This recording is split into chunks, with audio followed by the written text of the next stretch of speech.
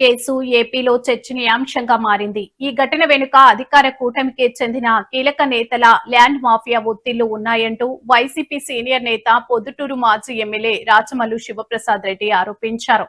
రాష్ట్రంలో పోలీసులు పూర్తిగా చంద్రబాబు ప్రైవేట్ సైన్యంలా మారిపోయారంటూ ఆయన చేసిన ఆరోపణలు ఇప్పుడు police, housing and legal circles లో తీవ్ర దుమారం రేపుతున్నాయి.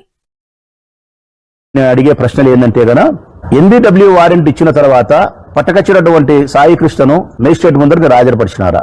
హాజరుపరచకపోవడం చట్ట విరుద్ధమా కాదా? అక్రమ నిర్బంధం నేరమా కాదా? లాకప్ డెత్ నేరమా కాదా? కనీసం చనిపోయిన తర్వాత మృతదేహాన్ని తల్లికి అప్పచెప్పకుండా దహనం చేయడం అత్యంత కిరాతకం, దుర్మార్గమా కాదా? సీసీ ఫుటేజ్ అన్ని చోట్ల కనిపించకుండా మాయం చేయడం నేరమా కాదా? సాంకేతికమైన పరిజ్ఞానం కూడా అందకుండా ఈ నేరం జరగడం నేరమా కాదా?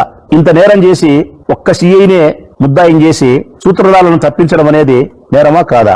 సిఐకి సహకరించినటువంటి పోలీస్ శాఖ కిందుండే వాళ్ళందరినీ తప్పించడం నేరమా కాదా? అన్నిటికంటే ప్రధానమైంది మోటివ్, మూల కారణాన్ని చెప్పకపోవడం, మూల కారణానికి బాధ్యులైన రాజకీయ నాయకులు బయటకు పెట్టకపోవడం నేరం.